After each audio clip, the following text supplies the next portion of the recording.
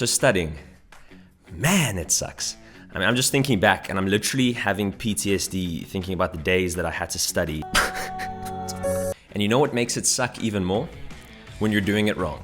So today we're going to be talking about some of the common studying mistakes that most kids make and how you can unmake the mistakes. I said that weirdly, but anyway, let's dive right in. Number one, the full page highlighter. Does this look familiar to you? What on earth is that supposed to do? I'll tell you what that's supposed to do. That's supposed to run up your stationery pool. That's what it's supposed to do. It turns out, sitting and passively reading with the highlighter in your hand doesn't really help with studying. Don't get me wrong, it looks good. I look legit, don't I? For your child to learn effectively, they need to really engage with the work. Actively reading and taking notes is a great way for them to remember things because it forces them to pick out the pieces of information that they feel is important. Once they've done this, you can then go and prepare some practice questions for it. Or sign up to WorksheetCloud because we do that for you. Nudge, nudge, wink, wink, shameless plug. Seriously though, check out WorksheetCloud.com, just Google it. The more of the 5 senses that your child uses while they learn, the better. Number 2, death by studying. Does your child study for hours and hours on end? If so, they should definitely stop. Look, I get it. The big exam's tomorrow and your child just has too much to study.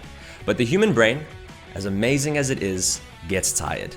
So the longer your child studies for without a break, the less and less and less their brain starts to absorb. The key to solving this one is planning. Often what leads to these long cramming sessions is poor planning and just not enough time given to actually study the work. You guys should be planning your studying in the first or second week of the term. It sounds early, I know, but I promise you, when you do that, you're not going to regret it. Because when exam time comes around and your child needs to study, no more stress. They'll just breeze through. However, if you currently find yourself in a situation where your child is in a pinch for time, you've left studying too late, don't worry. Try breaking up your study sessions into smaller chunks. So 20 to 25 minutes studying, 5 to 10 minute break.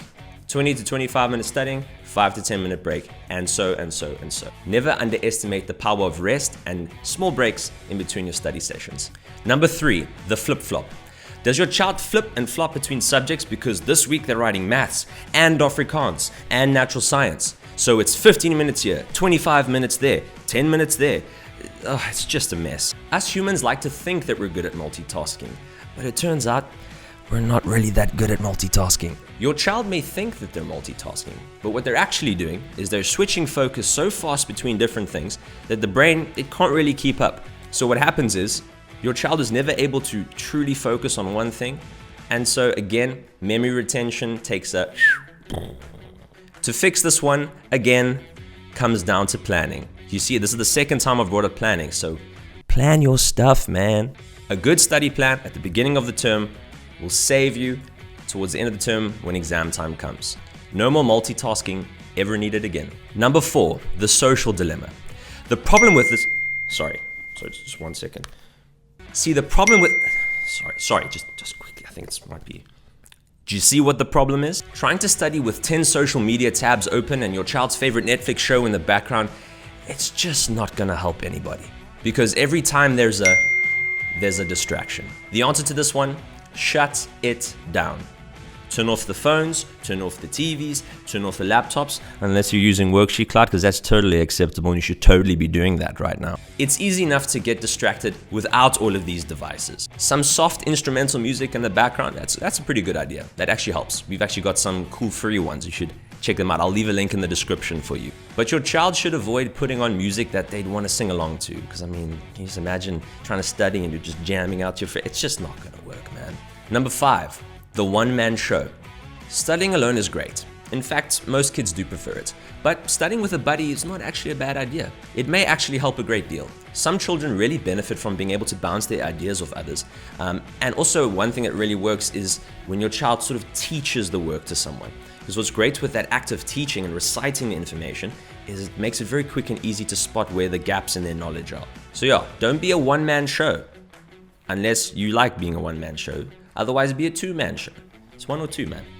One or 2. Number 6, frenzy mode. Panic can start to set in as the exam day draws closer and the time left to study gets less and less and less. Your child may want to cry or throw their books across the room. It's okay to feel overwhelmed. It happens to the best of us. Take a break, give your child a snack, take them for a walk around the park.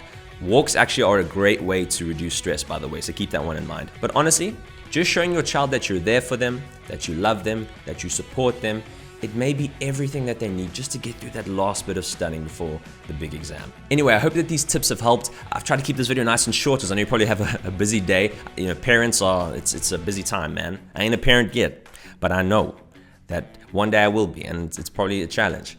And I'm just talking way too much right now. Anyway, hit that like button. Leave a comment down below. That's a great way for us to see if you enjoyed the video, any ideas that you may have for other videos. And most importantly, hit the subscribe button. It's a great way for you to make sure that you see our content and that our content gets to you. Also, check out our exam studying tool, WorksheetCloud, to just completely eliminate all your exam stress. If you don't believe me, try it out.